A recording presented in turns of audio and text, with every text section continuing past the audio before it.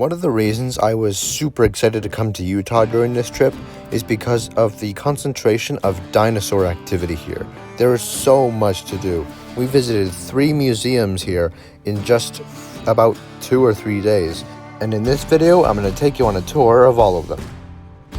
First up, we have the simply titled Prehistoric Museum in Price, Utah. Upon walking through those front doors, you're immediately greeted by this very special dromaeosaur, which I'm going to talk about later. You'll see why in a minute. The museum is essentially split into 2 different sections. Turning to one side, you have several dinosaur exhibits, and on the other side, you have prehistoric animals and ancient humans. The centerpiece of the dinosaur side of the museum is this Morrison Formation family photo of sorts, featuring Allosaurus, Camptosaurus, Camarasaurus, and Stegosaurus. Gastonia is a close relative to the infamous Ankylosaurus that lived in the early Cretaceous of North America 139 to 125 million years ago. Chasmosaurus is a late Cretaceous Triceratops relative that lived 76 million years ago in what is now Canada. The centerpiece of the other side of the museum is this enormous mammoth, although I've talked about mammoths at length on this channel before, so we'll move on. The famous Smilodon, also known as the saber-toothed tiger, saber-toothed cat, take your pick, lived 700,000 to 11,000 years ago in North America during what many people know as the Ice Age. Our next museum is the Brigham Young University Museum of Paleontology.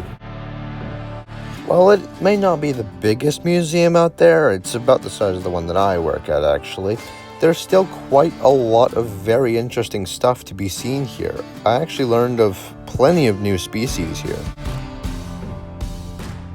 For instance, Rhino Rex is a species of hadrosaurian dinosaur that was native to Utah. Its exact placement in time is unknown, although it's believed to have been about 70 million years ago. Here's a plaque with a little bit more information on Rhino Rex. You can pause to read if you want to. Another new one for me was Monoclonius, and it's a species that doesn't actually exist. It's now considered synonymous with another species that looks very similar called Centrosaurus. This is the plaque on the Monoclonius, and it has more information for you to read. Nathomortis is a species of mosasaur from Colorado 79 million years ago. Its name also means jaws of death, which is awesome. And then of course here's the plaque on Nathomortis, so pause to read if you want to. Not a new species for me, I've known about this one for a long time, but Carcharodontosaurus lived 100 million years ago in northwest Africa.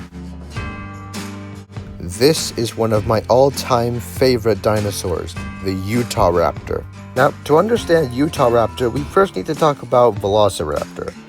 For those of you who are familiar with the velociraptors featured in Jurassic Park, you'll know that they're not very accurate, especially where their size is concerned.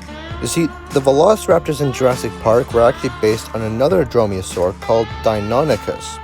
But even the Deinonychus in real life was much smaller than a human, which the raptors in Jurassic Park, of course, were the size of humans. However, in 1992, a dinosaur was discovered that changed everything, Utah raptor. This enormous predator was even larger than a human, and thus that makes it even larger than the velociraptors in Jurassic Park.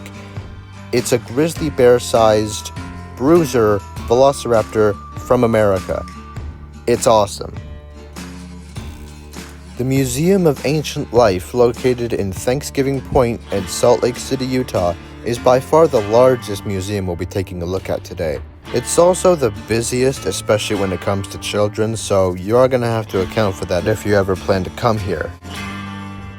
The first dinosaur you'll see upon entering this museum is Gorgosaurus. Gorgosaurus is yet another Western North American late Cretaceous theropod from 75 million years ago. Besides being a famous relative of the even more famous Tyrannosaurus rex, it's very similar to another species called Albertosaurus, which I'm going to feature in the next episode of Bones of the Past. The Ceratosaurus is another very famous dinosaur, but this one's from the Jurassic of North America. It lived directly alongside Allosaurus 152 million years ago approximately, and it's awesome. Here's another theropod that would have directly competed with Allosaurus, and in fact it was even larger. This is called Torvosaurus, and it's one of the largest predators of its time. Anhanguera is a pterosaur species from Brazil and also from Morocco. Pterosaurs like Pteranodon are not actually dinosaurs at all. They're distant relatives of dinosaurs, but they're actually not one and the same, despite what the public might have you believe. Pachycephalosaurus is one of the famous dinosaurs that lived in the Hell Creek Formation of North America 66 million years ago, right alongside other dinosaurs like T-Rex and Triceratops. One of the highlights of this museum is this pair of Tyrannosaurus rexes. And honestly, all they would really have to do to make this perfect in my opinion is just add a human skeleton in between the two T-Rexes and boom, there you go. If you get that reference, by the way, you're a legend. Overall, this is the largest and probably the most impressive of all three museums I've shown you today. But again, there are lots of kids and lots of people in general, so if you're an introvert, it might be a problem for you. Now obviously there are quite a few more dinosaur museums here in Utah, but this is all we could fit in during our trip. We'll definitely have to make another visit here to see more, but for now, that's going to be it for this video. Hope you've enjoyed it. There'll be more coming soon, so stay tuned.